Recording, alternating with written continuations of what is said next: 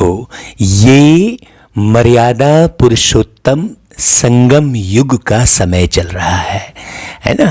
सबसे पहले था सतयुग, फिर त्रेता, फिर द्वापर, फिर कलयुग, और अभी ना तो कलयुग है और ना सतयुग, दोनों का संगम युग है। तो इसमें संगम अर्थात दोनों चीज़ें देखने मिलेंगी। हाँ, विषय विकारों में डूबी हुई आत्माएं अपना काम बिल्कुल तेजी से कर रही हैं। विषय विकारों में डूबी पिक्चरें बना रही हैं, तो गीत बन रहे हैं, तो वो अपना कार्य बिल्कुल युद्ध स्तर पर जारी किए हुए हैं, है ना। तो हम पावन बनने वाली आत्माओं को भी चुप नहीं बैठना चाहिए। हम पावन बनने वाली आत्माओं को भी बहुत अपने श्रेष्ठ कर्म को दिखाते हुए श्रेष्ठ जीवन का निर्माण कंटिन्यू लगातार करते रहना चाहिए। अपने जीवन से ही सबको संदेश देने का पुरुषार्थ करना चाहिए, क्योंकि जैसे ही हम अपने स्वभाव का, अपने संस्कार का जो है बहुत अच्छा निर्माण करेंगे तो लोगों को मालूम पड़ेगा ही। तो बाबा रोज की मुरली में हमें यही बात सुना रहे हैं कि बच्चे, आप जो है बाबा की श्रीमत पर रहकर पावन बनाने की सेवा करो। हाँ, क्योंकि किसी ने भी नहीं बताया कि ब्रह्मचर्य व्रत का पालन करना इतना सुख देगा, इतनी शांति देगा। लोगों को तो पता ही नहीं है। लोग तो विषय विकारों में डूबकर ये गाना गाते हैं कि विषय विकार मिटाओ पाप हरो देवा, और डूबे हुए हैं विषय विकार में, और सवेरे सवेरे रोज गाते हैं मंदिर में जाकर। उन्हें ये पता ही नहीं है कि विषय विकार हम छोड़ सकते हैं। हाँ, वो तो बहुत भ्रांतियों में है। तो 30 मार्च 2021 की वाणी में बाबा बोले, मीठे बच्चे। बाबा कहने से कौन याद आया? निराकार परमात्मा शिव बाबा। हाँ, वो ब्रह्मा के तन में प्रवेश करके बातें कर रहे हैं हमसे, जैसे मैं आत्मा इस तन में प्रवेश किया हुआ हूँ। विगत 54 साल से इस शरीर में मैं आत्मा बैठा हूँ, और ये ज्ञान तो अभी कुछ वर्षों 20-25 साल पहले ही मिला। तब तो नहीं तो ये पहले और मिला होता तो और अच्छी बात हो सकती थी। लेकिन बाबा कहता है कोई बात नहीं, ड्रामा अनुसार जब मिला, जैसा मिला, आप शुरू हो जाइए। पावन बनने की सेवा करने के लिए आगे आइए। पावन बनने की और पावन बनाने की दोनों बातें करनी है, क्योंकि हम अकेले यदि पावन बन गए तो फिर एक अकेले से दुनिया थोड़ी बनेगी। पावन बनने वाले बच्चों का संगठन चाहिए। तो बाबा कहते, मीठे बच्चे, तुम्हें श्रीमत पर तत्वों सहित सारी दुनिया को पावन बनाने की सेवा करनी है। तत्वों सहित मतलब जो हम खा रहे हैं, जो हम देख रहे हैं, जो हम सुन रहे हैं, सब में सतो प्रधानता होनी चाहिए। हमारी आंखें पवित्र होनी चाहिए, हमारे कान पवित्र होने चाहिए, एक एक अंग हमारे पवित्र होने चाहिए। है ना भाई, शरीर का एक एक अंग पवित्र बनाना, अपने सूक्ष्म अंगों को पवित्र बनाना। सूक्ष्म अंग कौन से हैं? आपका मन, आपकी बुद्धि, आपके सूक्ष्म अंग हैं, आपके संस्कार। तो सारी दुनिया को पावन बनाने की सेवा करनी है, सबको सुख और शांति का रास्ता बताना है। भाई कैसे रास्ता बताएंगे? उस रास्ते पर चलकर ही तो हम रास्ता बता सकेंगे ना। भाई किसी को भी कोई भी रास्ता बताना है तो उस रास्ते पर पहुंचना तो पड़े ना हमको भी। हाँ, तो ब्रह्मचर्य व्रत का पूरी तरह से पालन करना, हमारी आंखें ब्रह्मचारी हों, हमारे कान ब्रह्मचारी हों, हाँ, ब्रह्मा के समान आचरण हो। तो ब्रह्मा के समान आचरण के लिए पहले ब्रह्मा का चरित्र भी तो सुनना समझना पड़े। अब दुनिया में तो ब्रह्मा का चरित्र कहीं कुछ है ही नहीं, बस दाढ़ी वाला जो है 3 मुख वाला ब्रह्मा दिखा देते हैं। एक ही मंदिर है बस अजमेर में, तो ब्रह्मचर्य व्रत का पालन करना बोलते हैं सारी दुनिया में, लेकिन ब्रह्मा के आचरण का कहीं कोई जिक्र ही नहीं है। ब्रह्मा के आचरण का जिक्र तो प्यारे शिव बाबा अभी इस संगम युग पर अभी कर रहे हैं। आप मानो या ना मानो भाई, हमारा काम है आपको बताना। हम तो बहुत फ़ायदा ले रहे हैं। हमने तो अपने जीवन को इतना बढ़िया बना लिया है, इतना बढ़िया बना लिया है कि अब कई जन्म तक कुछ सोचने की ज़रूरत ही नहीं है। सुख के बारे में, शांति के बारे में सोचने की ज़रूरत नहीं है। तो बाबा कहते देखो, तुम बच्चे अपनी देह को भी भूलने का पुरुषार्थ करते हो, इसलिए तुम्हें किस चीज़ की दरकार नहीं है। हाँ, अब हमें किसी भी प्रकार के चित्रों की दरकार ही नहीं है। जब यह चित्र, यह देह ही भूलना है तो फिर बाकी उन चित्रों की क्या दरकार है। किसी भी किस्म के चित्र की आवश्यकता नहीं है अब तो। स्वयं को आत्मा समझ विदेही बाप को और स्वीट होम को याद करो। हाँ, क्यों? क्योंकि ये चित्र ही सारे गड़बड़ किए हैं भाई। बाबा कहते हैं ये जो चित्र बने हैं प्रदर्शनी के, ये तो छोटे बच्चों के लिए अर्थात नयों के लिए है। छोटे बच्चे मतलब जो पहली बार आएंगे। तुम्हें तो याद में रहना है और सबको याद कराना है मीठे बाबा की। हाँ, धंधा आदि करते सतो प्रधान बनने के लिए याद में ही रहने का अभ्यास करो।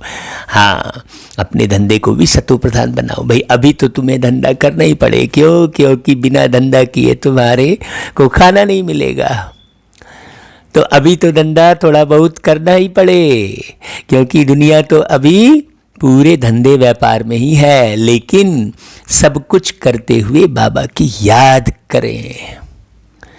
बाबा ने गीत बजवाया, तकदीर जगाकर आई हूँ। हाँ, ओम शांति। मीठे मीठे बच्चों ने यह अक्षर सुने और फौरन खुशी में रोमांच खड़े हो गए होंगे।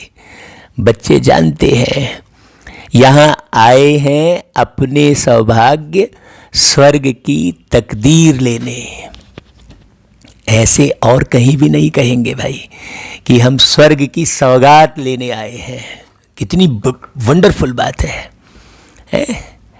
अपनी तकदीर जगाने आए हैं, ऐसा कोई नहीं बोलेगा, किसी भी सत्संग में नहीं है। यहाँ तो डायरेक्ट प्यारा बाबा बोल रहा है ना, वो ईश्वर, वो अल्लाह, वो गॉड, वो परमात्मा जिसको सब दुनिया खोज रही है, जिसको ढूंढे दुनिया सारी, वो हम पर मेहरबान है। तुम जानते हो हम बाप से स्वर्ग का वर्षा ले रहे हैं, अर्थात स्वर्ग बनाने का पुरुषार्थ कर रहे हैं। हाँ, वर्षा ले रहे हैं मतलब हम विधि सीख रहे हैं। और स्वर्ग बनाने की विधि तो केवल एक विधाता ही सिखा सकते हैं। और वो विधाता कौन है, कहाँ रहते हैं, कब इस धरती पर आते हैं, किसी को नहीं मालूम। बाबा कहते हैं सिर्फ स्वर्गवासी बनने का नहीं, परंतु स्वर्ग में ऊंच से ऊंच पद पाने का पुरुषार्थ कर रहे हैं। हाँ, केवल इंद्रजीत बन गए ऐसा नहीं है। स्वर्ग का साक्षात्कार कराने वाला बाप हमको पढ़ा रहे हैं। यह भी बच्चों को नशा चढ़ना चाहिए। भाई कौन पढ़ा रहा है आपको? आप सुन रहे हो तो नशा चढ़ रहा है कि नहीं चढ़ रहा है? केवल पढ़ाई बस बात नहीं है भाई, यहाँ तो डायरेक्ट शिव बाबा हमको पढ़ा रहे हैं। परमात्मा सर्वशक्तिमान जिसको सारी दुनिया ढूंढ रही है, वो हमको पढ़ा रहे हैं। तो भक्ति तो अब खत्म होनी है। कहा जाता है भगवान भक्तों का उद्धार करने आते हैं। तो कैसे आते हैं भाई, कब आते हैं, किस प्रकार से उद्धार करते हैं? सोचने की बात है ना भाई। कोई ना कोई तो धार बहाएंगे ना, तो ज्ञान की धार बहाकर सबका उद्धार करने वाले एक ज्ञान के सागर शिव बाबा है, उन्हें कोई नहीं जानता। लोग शिवलिंग के रूप में पूजते जरूर है, लेकिन वो इतने ज्ञान के भंडार है ये किसी को नहीं मालूम। शिव जी के सामने ही कहते हैं, बोले भंडारी हमारे भंडार भरपूर करो। तो कौन सा भंडार भरपूर करें? समझ ही तो सब कुछ है ना। समझ के आधार पर ही लोग धनवान बनते हैं, समझ नहीं होती है तो गरीब बन जाते हैं। बाबा कहते हैं कोई जानते ही नहीं है। क्यों? क्योंकि रावण की जंजीरों में फंसे हुए हैं। रावण की जंजीर मतलब विषय विकारों में फंसे हुए हैं, विषय विकार को ही अच्छा समझ रहे हैं।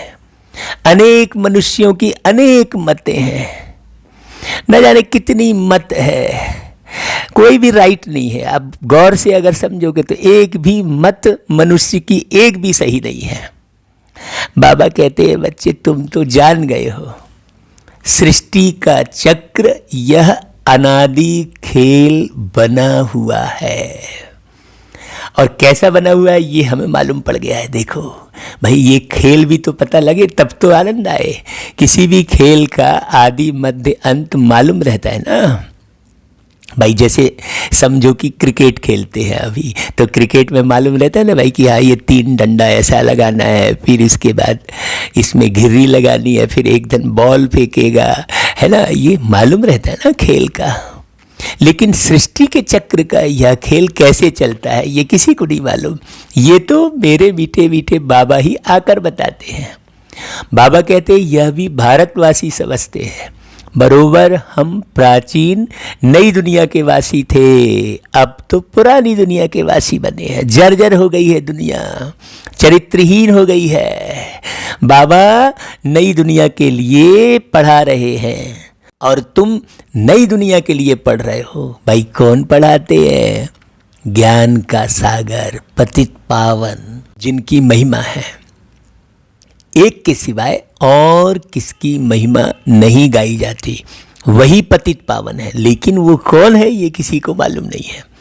बाकी हम सब पतित हैं। इस दुनिया में जिसने भी जन्म लिया वो पतित हो गया, जिसने भी शरीर के साथ जन्म लिया।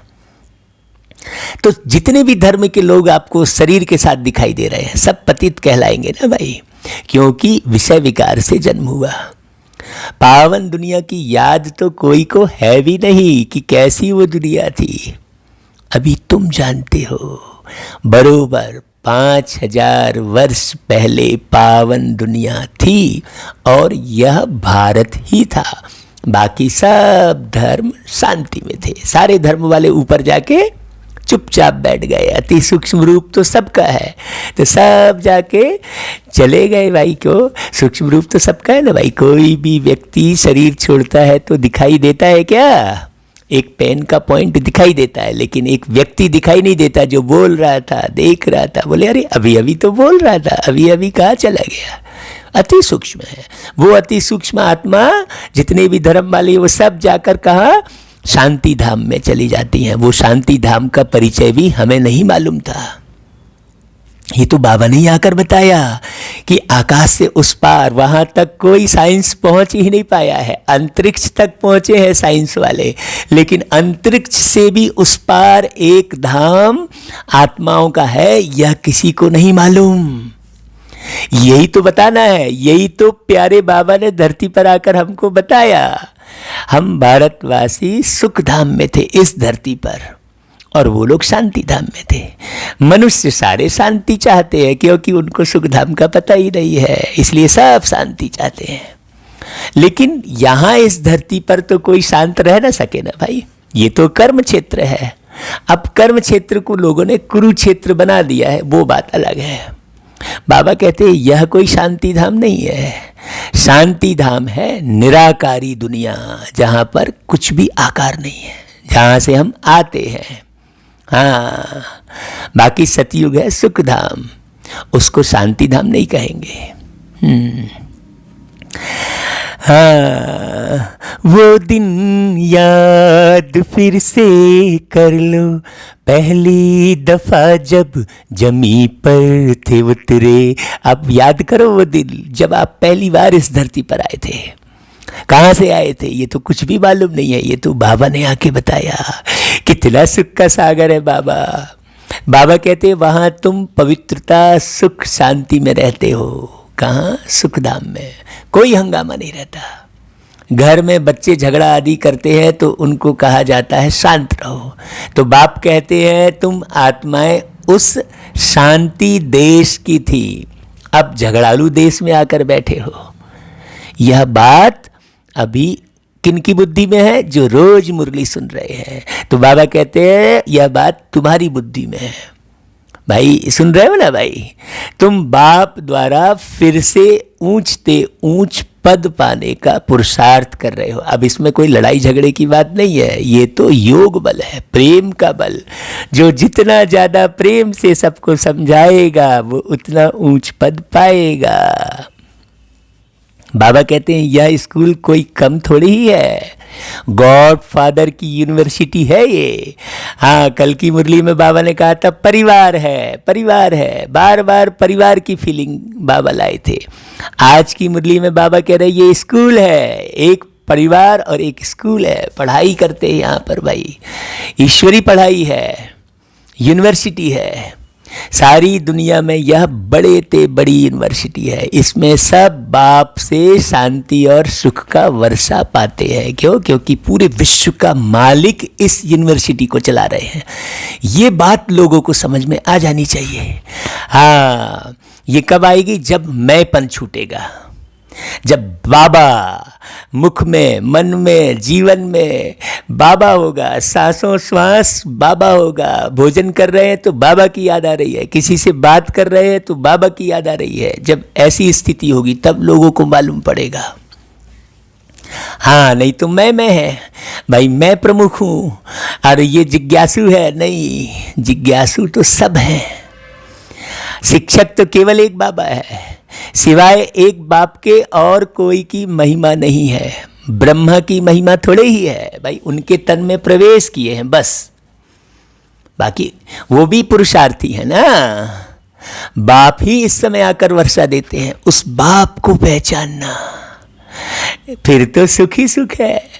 सुख शांति देने वाले एक बाप है, उनकी ही महिमा है। सतयुग त्रेता में कोई की महिमा होती नहीं, वहाँ कोई महिमा हिमा वाली बात नहीं है। यहाँ तो जिसकी देखो महिमा, अब तो कैलेंडर ही बदल गया।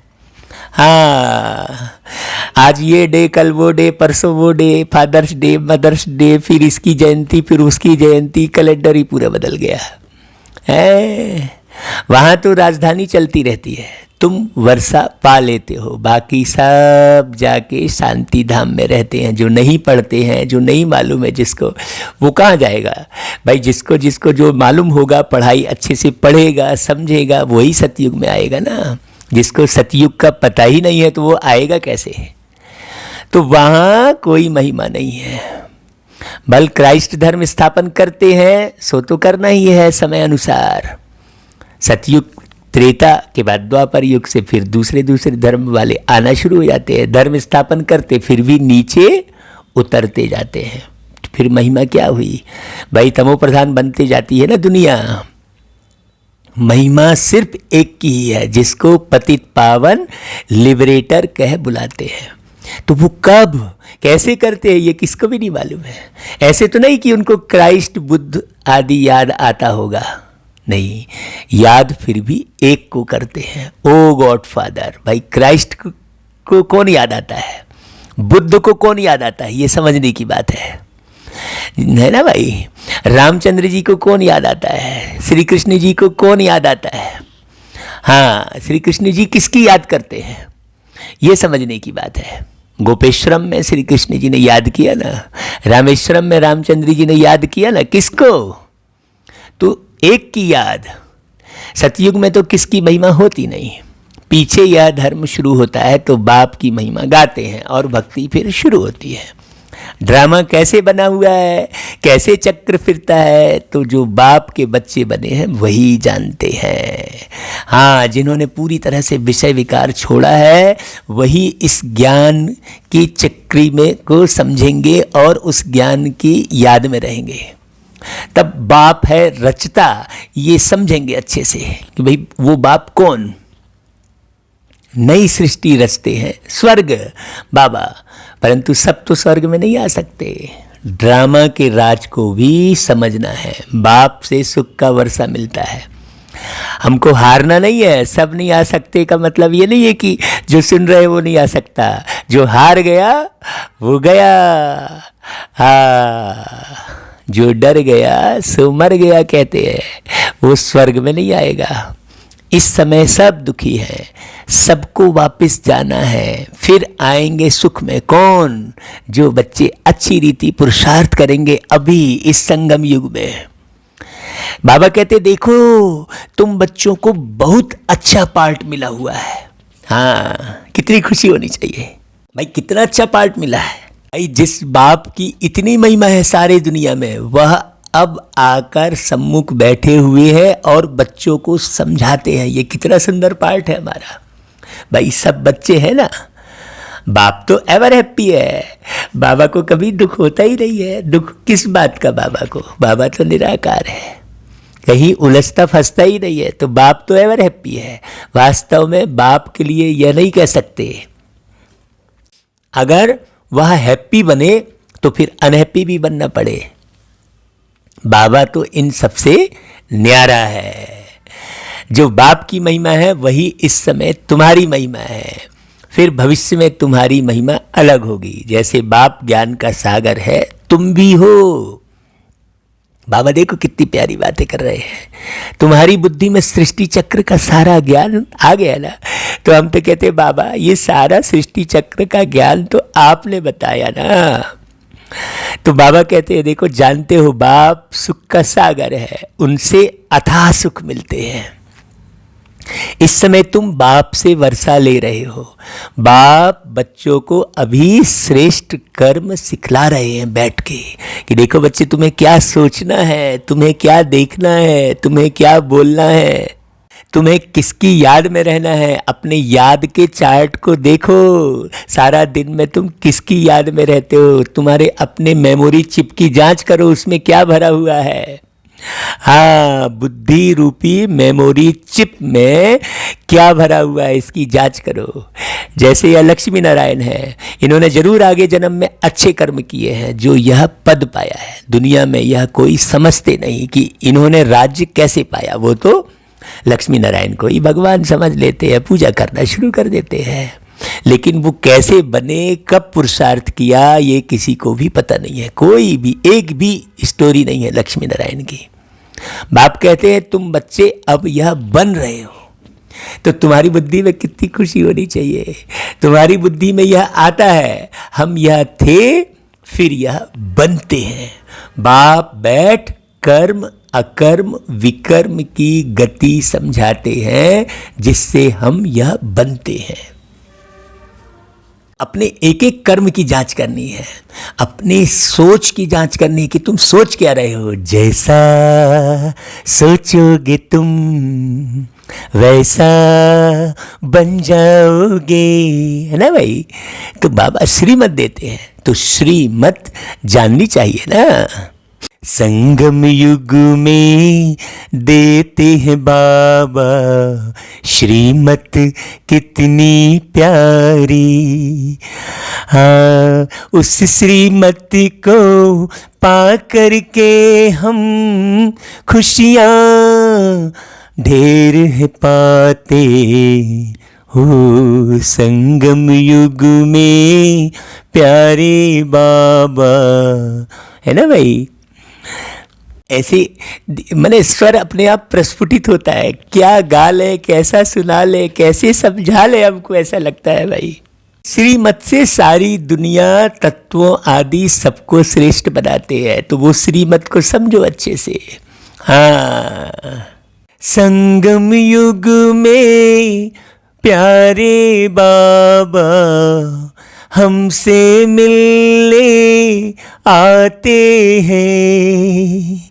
संगम युग में मीठे बाबा हमसे मिलने आते हैं। मुरली सुनाकर प्यारे बाबा मुरली सुना कर मीठे बाबा हमको मीठा बनाते हैं। संगम युग में प्यारे बाबा हमसे मिलने आते हैं। तो देखो, सतयुग में सब श्रेष्ठ थे, और वो श्रेष्ठ कब बने? संगम युग में। किससे मिलकर? प्यारे शिव बाबा से मिलकर। वहाँ सतयुग में कुछ हंगामा व तूफान आदि नहीं होते भाई। देखो, ऐसी दुनिया में ले चल रहे हैं, ना जास्ती ठंडी रहेगी ना गर्मी रहेगी, सदैव बसंत का मौसम रहेगा, बाहरी मौसम रहता है। कल की मुरली बाबा ने कहा था, बच्चे तुम रूप बसंत हो। आज पूरे मौसम के बारे में बता रहे हैं बाबा। हाँ, तुमसे मिलने का मौसम आ गया, तुमसे मिलने का मौसम आ गया, संग में चलने का मौसम आ गया, तुमसे मिलने का मौसम आ गया।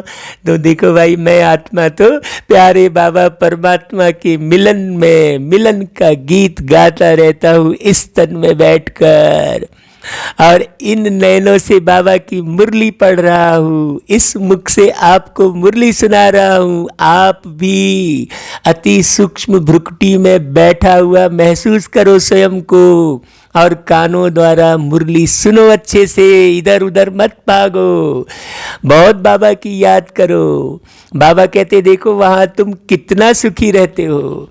वो लोग गाते भी हैं, खुदा बहिस्त अथवा हेविन स्थापन करते हैं। वो लोग बोलते हैं, हर शास्त्र में ये लिखा है कि खुदा जो है बहिस्त अथवा हेविन स्थापन करते हैं। तो उसमें ऊंच पद पाने का तुम्हें पुरुषार्थ करना चाहिए ना भाई। एक सेकंड भी मत गंवाओ। हमेशा गाया जाता है, फॉलो मदर फादर, बाप को याद करने से भी कर्म विनाश होंगे, और फिर फादर के साथ हम आत्माएं इकट्ठे जाएंगे। श्रीमत पर चलकर हर एक को रास्ता बताना है भाई। बेहद का बाप है स्वर्ग का रचता। अब तो हेल है, पूरा नरक हो चुका है ये संसार। जरूर हेल में हेविन का वर्षा दिया होगा ना भाई। अब 84 जन्म पूरे होते हैं, फिर हमको पहला जन्म स्वर्ग में लेना है। देखो कितनी आत्माभिमानी स्थिति बनानी है। देखो ये पूरी मुरली रूहानियत से भरी हुई है। इसे सुनने समझने और पढ़ने वाला अच्छा चाहिए। बाबा कहते देखो तुम्हारी एम ऑब्जेक्ट सामने खड़ी है, यह बनने का है। हम सो लक्ष्मी नारायण बनते हैं। वास्तव में इन चित्रों की भी दरकार नहीं है। जो कच्चे हैं घड़ी घड़ी भूल जाते हैं, इसलिए चित्र रखे जाते हैं। कोई कृष्ण का चित्र रखते, अभी कृष्ण को देखने बगैर याद नहीं कर सकते। सबकी बुद्धि में चित्र तो रहता है। तुमको कोई चित्र लगाने की दरकार ही नहीं है भाई। मुझे तो कोई चित्र लगाने की दरकार नहीं है। मैं तो बाबा को सीधे परम धाम में याद करता हूँ, और बाबा को अपने पास बाजू में भ्रुकुटी में महसूस करता हूँ। बाबा को यहीं भ्रुकुटी में बाजू में बिठाकर इसी मुख से खिलाता हूँ मैं। बाबा को भ्रुकुटी में बाजू में बिठाकर इस शरीर से नहलाता हूँ। बाबा को कहता हूँ बाबा मैं इस शरीर में बैठकर इस शरीर को नहला रहा हूँ, ठंडे पानी का आनंद ले रहा हूँ, आप भी ले लो। ऐसा नहलाते समय भी बाबा को बाजू में बिठा लेता हूँ भाई। खाना खिलाते समय भी इस शरीर को खिलाता हूँ, मैं इस शरीर में डालता हूँ। जैसे गाड़ी में पेट्रोल डालते हैं वैसा ही इस शरीर में ईंधन, भोजन रूपी ईंधन डालना पड़ता है, तब तो ये शरीर चलता है। लेकिन मैं तो बिल्कुल अलग हूँ, ये समझने की बात है। तो देह सहित सब संबंध भूल जाना है, केवल एक बाबा को याद करना है। मुझ आत्मा का संबंध केवल एक परमात्मा से। बाप कहते हैं बच्चे तुम हो आशुक एक मासुक के। मासुक बाप कहते हैं मुझे याद करते रहो तो विकर्म विनाश हो जाए, ऐसी अवस्था रहे जो शरीर जिस समय छूटे तो समझे हम इस पुरानी दुनिया को छोड़ अब बाप के पास परम धाम जाते हैं, ऐसी अवस्था। क्योंकि शरीर कभी भी छूट सकता है भाई। इन सांसों का क्या है भरोसा, जाने कब ये साथ छोड़ दे। अभी तो दुनिया की स्थिति भी कितनी खराब है, आप देखो कब कौन शरीर छोड़ेगा, कोई ठिकाना नहीं है। हाँ, बाबा कहते हैं अब 84 जन्म पूरे हुए। ऐसी बात कौन बोलेगा भाई, 84 जन्म पूरे हुए। भाई इस मुरली को आप साधारण मत समझो प्लीज, ये बाबा की मुरली है। बाबा कह रहा है 84 जन्म पूरे हुए, अब जाना है घर। बाबा ने फरमान किया है मुझे याद करो, ऐसा कोई बोलेगा क्या भाई? बस बाप और स्वीट होम को याद करो। बुद्धि में है कि मैं आत्मा बगैर शरीर थी, फिर यहाँ पार्ट बजाने के लिए शरीर धारण किया। पार्ट बजाते बजाते पतित बन पड़े। कौन? हम आत्मा। देह के भान में इतने डूबे कि बस दैहिक दृश्य ही पसंद आते हैं, बार बार दैहिक दृश्य देखते हो। छीछी है ये हाड़ मांस लार थूक मल मूत्र से भरा हुआ एक शरीर, ये जो डब्बा है, काहे इस डब्बे के भान में रहते हो भाई? तो बुद्धि में है ना कि मैं आत्मा बगैर शरीर थी, यहाँ पार्ट बजाने के लिए शरीर धारण किया है। हाँ, यह शरीर तो है पुरानी जुत्ती। पुरानी जुत्ती को क्या करते हैं? आत्मा पवित्र हो रही है इस पुरानी जुत्ती में बैठकर। शरीर पवित्र तो यहाँ मिल न सके भाई, क्योंकि सब विषय विकारों में हिरे हुए हैं, तो यहाँ तो आपको पवित्र शरीर नहीं मिलेगा ना। अब हम आत्मा जाएंगे वापिस घर। पहले प्रिंस प्रिंसेज बनेंगे, फिर स्वयंवर के बाद लक्ष्मी नारायण बनेंगे। मनुष्यों को तो यह पता ही नहीं है कि राधे कृष्ण कौन है। दोनों अलग अलग राजधानी के थे, फिर उन्हों का स्वयंवर होता है। हाँ, तुम बच्चों ने ध्यान में स्वयंवर देखा भी है ना भाई। बाबा देखो कैसे बोल रहे हैं। जो शुरू में बाबा के बच्चे जुड़े थे, शुरू में बहुत साक्षात्कार होते थे, क्योंकि पाकिस्तान में तुमको खुशी में रखने के लिए यह सब पार्ट चलते थे। हाँ, पाकिस्तान बोलने से जहाँ पाक स्थान, कोई ऐसे पार्टिकुलर किसी देश की बात नहीं कर रहे हैं। हाँ, किसी देश की बात नहीं कर रहे हैं। पाकिस्तान मतलब पवित्र स्थान। पवित्र स्थान कौन सा है? तुम आत्मा परम धाम में बैठते हो, वो अंतरिक्ष से भी उस पार। हाँ, तुमको खुशी में रखने के लिए यह सब पार्ट चलते थे पहले। पिछाड़ी में तो है ही मारा मारी, अर्थक्वेक आदि बहुत होगी। अब जो नहीं समझेगा तो क्या करेंगे? शरीरों को तो अलग करना ही है ना आत्मा से, तो कोई ना कोई व्यवस्था तो करनी पड़े ना। इसलिए अर्थक्वेक करते हैं। तुमको साक्षात्कार होते रहेंगे भाई, हर एक को मालूम पड़ जाएगा हम कौन सा पद पाएंगे। अभी भी तो साक्षात्कार हो रहा है ना भाई। सुनामी का साक्षात्कार हुआ ना, साक्षात में सुनामी आई ना, देखे ना। साक्षात में कोरोना का प्रकोप बढ़ा ना, आपने देखा ना भाई। हाँ, तो फिर यही तो साक्षात्कार है, और कोई अदृश्य चीज थोड़ी है। बाबा कहते हैं सबको मालूम पड़ेगा, फिर जो कम पढ़े हुए होंगे वह बहुत पछताएंगे। बाप कहेंगे तुम नहीं पढ़े, न औरों को पढ़ाया, न याद में रहते थे। याद से ही सतो प्रधान बन सकते हो। याद में रहो बाबा की। पतित पावन तो बाप ही है, नहीं तो देखो बाबा को याद ना करके ना जाने किधर किधर की बातों में बच्चे पड़े रहते हैं। अब हम बाबा की मुरली चलाते हैं तो भी कितना डिस्टरबेंस होता है भाई।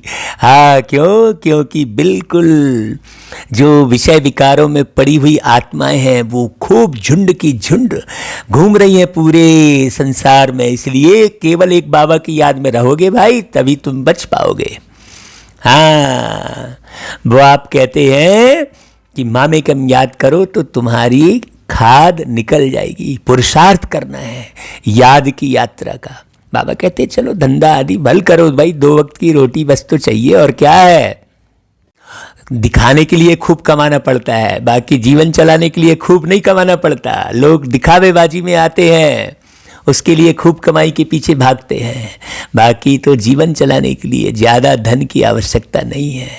कर्म तो करना ही है ना, परंतु बुद्धि का योग वहाँ रहे। तमो प्रधान से सतो प्रधान यहाँ ही बनना है, इस शरीर में बैठकर ही बनना है। शरीर से निकलने के बाद आप सतो प्रधान बन जाएंगे ऐसा नहीं है। गृहस्थ व्यवहार में रहते हुए बाबा कहते हैं कि तुम मुझे याद करो, तभी तुम नई दुनिया के मालिक बनेंगे। बाप और कोई तकलीफ नहीं देते हैं। अब दुनिया में भगवान की याद किसको कहेंगे? नाम जपना शुरू कर दिए तो माला जपना शुरू कर दिए, उसको भगवान की याद की गिनती में रखते हैं। नहीं, वो भगवान की याद नहीं है, वो तो कर्मकांड हो गया। हाँ, वो तो 5 तत्वों से ही जुड़ाव हो गया। बारीक समझने की बात है। तुमको बहुत सहज उपाय बताते हैं। सुखधाम का मालिक बनने मामेकम याद करो। अभी तुम याद करो, बाबा भी स्टार है। मनुष्य तो समझते हैं वह सर्वशक्तिमान है, बड़ा तेजवान है। बाप कहते हैं मनुष्य सृष्टि का चैतन्य बीज रूप हूँ, छोटा सा बीज होने के कारण सृष्टि के आदि मध्य अंत को जानता हूँ। बाबा कह रहे, देखो कैसा बाबा की इस बात से कि एकदम क्लियर हो रहा है ना कि भाई वो अति सूक्ष्म छोटे से छोटा है। बाबा कहता है तुम तो बीज नहीं हो, मैं बीज हूं, इसलिए मुझे ज्ञान सागर कहते हैं। मनुष्य सृष्टि का चैतन्य बीज है। उनको जरूर मालूम होगा कि यह सृष्टि चक्र कैसे फिरता है। ऋषि मुनि कोई रचता और रचना के आदि मध्यांत को नहीं जानते। भाई अगर वो जानते, बच्चे अगर जानते तो उनके पास जाने में देरी नहीं लगती, परंतु बाप के पास जाने का रास्ता कोई भी नहीं जानते। बाबा डायरेक्ट धरती पर आकर बताते हैं। पावन दुनिया में पतित जा ही कैसे सकते, इसलिए बाप कहते हैं काम महाशत्रु पर जीत पहनो। हाँ, विषय विकारों पर जीत पहनो, यही महाशत्रु है। इसी ने पूरी दुनिया को बिगाड़ा है, इसको समझो अच्छे से। यही तुमको आदि मध्य अंत दुख देते हैं। तुम बच्चों को कितना अच्छी रीति समझाते हैं बाबा, कोई तकलीफ नहीं, सिर्फ इतनी सी बात तो समझना है, सिर्फ बाप और वर्षे को याद करना है। अब वो लोग समझते हैं कि भाई भगवान ने मकान बना दिया, घर बना दिया, सेंटर बना दिया, ऐसा थोड़ी है। प्यारा बाबा स्वर्ग की सौगात देते हैं, बाकी सब तुम अपने अपने कर्म के अनुसार बनाते हो। बाप की याद अर्थात योग से पाप भस्म होंगे। सेकंड में बाप से ही बादशाही मिलती है। बच्चे भल स्वर्ग में तो आएंगे, परंतु स्वर्ग में भी ऊंच पद पाना उसका पुरुषार्थ करना है। हाँ, ऐसे नहीं स्वर्ग में तो चले जाएंगे। भाई पुरुषार्थ कौन सा करा रहे बाबा? ऊंच पद पाने का। पहले पहले दिन, सतयुग के पहले दिन उतरो और राजमहल में उतरो भाई, राजमहल में जन्म लो। तो बाबा कहते हैं स्वर्ग में तो जाना ही है। थोड़ा भी सुनने से समझ जाएंगे बाप आया है। अभी भी कहते हैं यह वही महाभारत लड़ाई है। जरूर बाप भी होगा जो बच्चों को राजयोग सिखलाते हैं। अब उसमें तो महाभारत युद्ध में कृष्ण और अर्जुन को दिखा दिए हैं। वास्तव में अर्जुन आत्मा और कृष्ण परमात्मा का स्वरूप दिखा दिए हैं साकार में, वैसा तो कुछ है नहीं। अर्जुन माना ज्ञान का अर्जन करने वाले और कृष्णा माना अपनी तृष्णा मिटाने वाले। तो कितनी गहरी बात है। हाँ, वही अर्जुन वही कृष्ण। हाँ, बड़ी गहरी बात है। अर्जुन कब? अर्जुन संगम युग में, और कृष्ण कब? कृष्ण सतयुग में। अब इतनी गहरी बात तो केवल शिव बाबा ने बताई है ना भाई, और तो कोई जानते नहीं है, मैं थोड़ी जान रहा हूँ कोई। हाँ, ये तो बाबा ने बताया, यही रियलिटी है। तुम सबको जगाते रहते हो। अब वहाँ तो कृष्ण को समझाते दिखा दिए हैं अर्जुन को भाई, जबकि संगम युग में अर्जुन है और वही अर्जुन आत्मा सतयुग में कृष्ण है। शिव बाबा को तो उड़ा ही दिए हैं, शिव बाबा का तो नाम ही गुम कर दिए हैं। बाबा कहते हैं जो बहुतों को जगाएंगे वह ऊंच पद पाएंगे। पुरुषार्थ करना है जगाने का, चैन न पड़े। किसको जाके समझा लूँ, ऐसा लगे अंदर में ओना रहे। मुरली को कितनी बारीकी से समझा लूँ जो आम व्यक्ति समझ जाए क्यों? क्योंकि अब तो वो कोर्स का और सेंटर जाने का अब तो समय ही नहीं रह गया है। अब तो ये यूट्यूब भी आने वाले समय में बंद हो जाएगा। तो जितनी सेवा इसके द्वारा कर सको अच्छे से कर लो। सोशल मीडिया को केवल बाबा की सेवा का माध्यम बना लो। हाँ, इतना भिड़े रहो कि इसमें केवल बाबा का ज्ञान ही सब तरफ फैलता रहे। अभी तो बाबा के गीत कहीं सुनाई नहीं देते बाहर। इतने सारे गीत बने हैं, बाहर कहीं सुनाई नहीं देते। बाहर तो सब वही गीत सुनाई दे रहे हैं। तो हम बाबा के बच्चों को कितनी मेहनत करनी है। बाबा कहते हैं पुरुषार्थ करना है। हाँ, लेकिन बाबा फिर राहत देते, कहते हैं सब एक जैसे पुरुषार्थी तो हो ना सके। स्कूल बड़ा भारी है ना। यह है वर्ल्ड की यूनिवर्सिटी। सारी वर्ल्ड को सुखधाम और शांति धाम बनाना है। ऐसा टीचर कभी होता है क्या जो पूरी दुनिया को सुखधाम बना दे? पूरी दुनिया को। यहाँ तो एक वार्ड को नहीं बना सकते। हाँ, छोटा सा भी कुछ काम कर लेंगे तो देखो महिमा कितनी करते रहेंगे। हाँ, और यहाँ परमात्मा आकर पूरी दुनिया को सुखधाम शांति धाम बना रहे हैं। तो सबसे जास्ती महिमा तो केवल एक परमात्मा की है। यूनिवर्स सारी दुनिया को कहा जाता है। बाप ही सारी यूनिवर्स के मनुष्य मात्र को सतो प्रधान बनाते हैं, अर्थात स्वर्ग बनाते हैं। भक्ति मार्ग में जो भी त्यौहार मनाते हैं वह सभी अब संगम युग के हैं। बाबा आया, अलग अलग विधि सिखाई, बहुत अच्छी विधि सिखाई, उस विधि को त्यौहार में कन्वर्ट कर दिया। भाई पवित्रता की राखी बांधी तो राखी त्यौहार बना लिया। भाई होली का दहन कर रहे हैं, सबको होली बना किया, पवित्र किया और विषय विकारों का दहन किया तो होली का त्यौहार मना ले रहे हैं। ऐसा बाबा ने जो आकर कर्तव्य किया सबको त्यौहार में कन्वर्ट कर देते हैं संगम युग में। सतयुग त्रेता में कोई त्यौहार होता नहीं है, वहाँ तो प्रारब्ध पाते हैं। त्यौहार सब यहाँ मनाते हैं। होली और धुरिया यह ज्ञान की बातें हैं। पास्ट जो हुआ उसके सब त्यौहार मनाते आए हैं सब इस समय के, ये किसी को नहीं मालूम। होली भी इस समय की है। इस 100 वर्ष के अंदर सब काम हो जाता है। अब 100 वर्ष कहा बाबा ने तो हम ये जो जनवरी फरवरी मार्च चल रहा है इसकी काउंटिंग करने लगे, ऐसा नहीं है। ये 100 वर्ष का भी बड़ा रहस्य है। इसे बहुत अच्छे ज्ञान की जब बारीकियों में उतरेंगे तब समझ में आएगा। तो बाबा कहता है सृष्टि भी नई बन जाती है। तुम जानते हो हमने अनेक बार सुख का वर्षा लिया है फिर गंवाया है। खुशी होती है, हम फिर से बाप से वर्षा ले रहे हैं। तो अभी कौन सी खुशी होनी चाहिए? हाँ, गंवाने का गम खत्म, अब प्राप्ति की खुशी है कि भाई अब बाप से वर्षा ले रहे हैं। औरों को भी रास्ता बताना है। ड्रामा अनुसार स्वर्ग की स्थापना तो जरूर होनी है। तुम करो या ना करो, स्वर्ग तो बनेगा ही बनेगा भाई। अब तुम अगर कर लिए तो तुम पाओगे सुख, नहीं किए तो गए भाई। स्वर्ग तो आएगा ही। जैसे दिन के बाद रात, रात के बाद दिन होता है, वैसे कलयुग के बाद जरूर सतयुग तो होना ही है। मीठे मीठे बच्चों की बुद्धि में खुशी का नगाड़ा बजना चाहिए। क्यों? अब समय पूरा होता है और ये समय पूरा होता है इसका ज्ञान प्यारे बाबा ने आकर बताया। ये ज्ञान सुनने मिल रहा है, इससे ही मालूम पड़ रहा है कि हाँ समय पूरा हो गया, नहीं तो सुनने ही नहीं मिलता। हम जाते हैं शांति धाम, यह अंतिम जन्म है। कर्म भोग की भोगना भी खुशी में हल्की हो जाती है।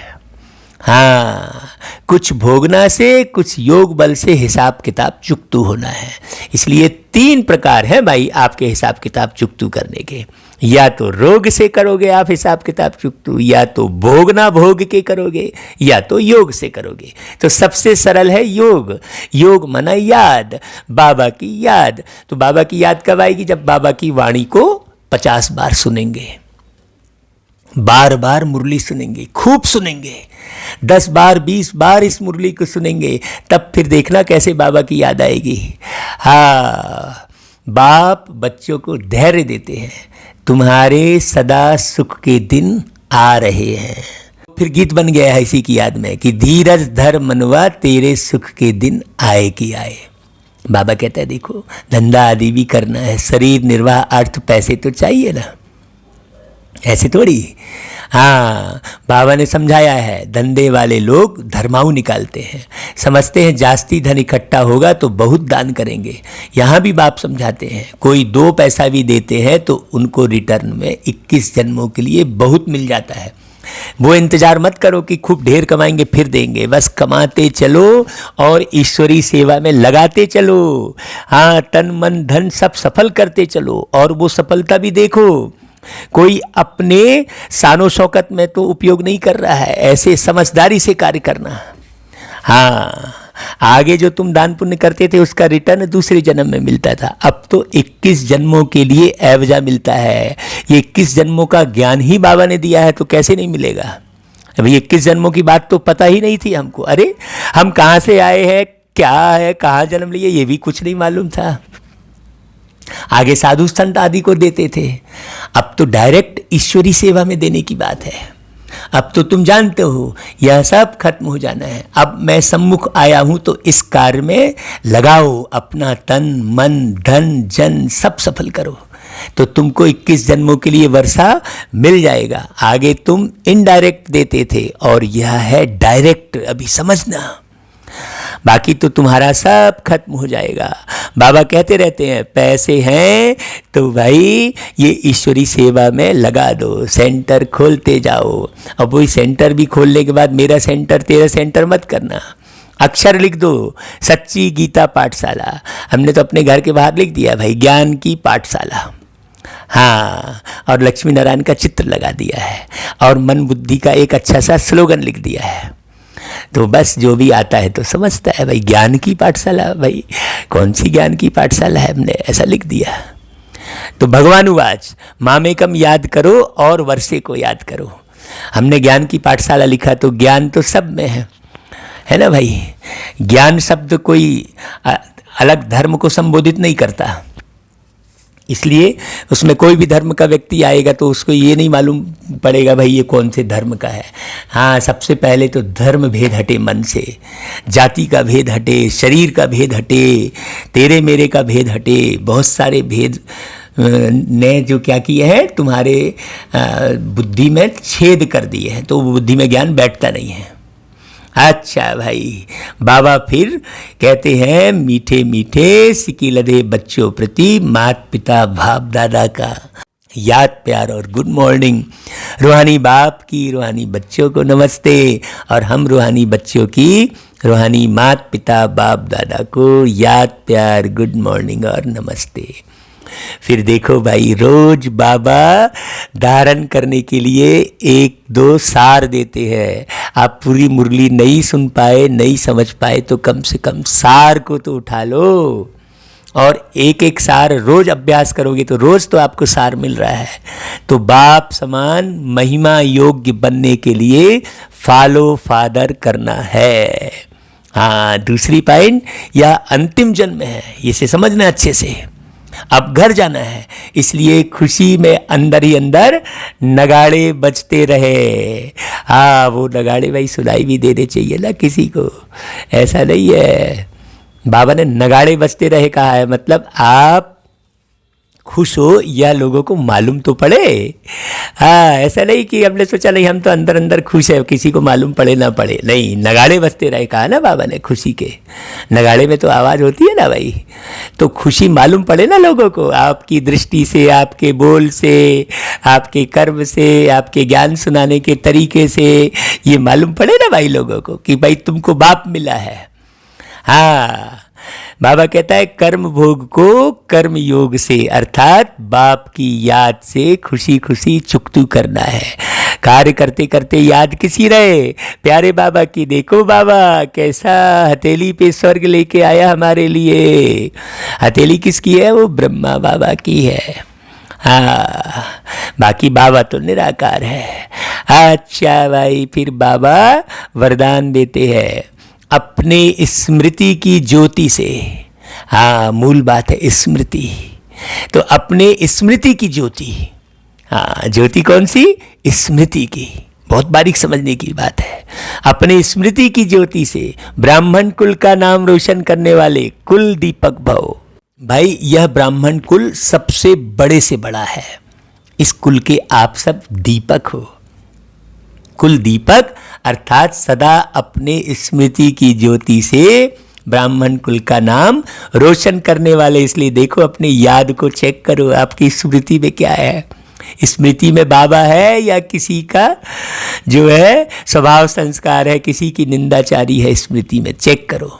अखंड ज्योति अर्थात सदा स्मृति स्वरूप और समर्थी स्वरूप। हाँ, यदि स्मृति रहे कि मैं मास्टर सर्वशक्तिमान हूँ तो समर्थ स्वरूप स्वतः रहेंगे, ये स्मृति रहनी चाहिए। ऐसा नहीं कि हम संकल्प कर रहे हैं, सामान को रट रहे हैं, नहीं। इस अखंड ज्योति का यादगार आपके जड़ चित्रों के आगे अखंड ज्योति जगाते हैं। हाँ, वो लोग अखंड रामायण करते हैं, माने राम के चरित्र अखंड हो, खंडित ना हो, क्योंकि खंडित मूर्ति की पूजा नहीं होती भाई। हाँ, इसलिए याद की यात्रा बिल्कुल चालू रहे। ये मुरली सुना तो याद है बाबा की, नहीं, मुरली सुनने के बाद फिर सुनो, फिर सुनो।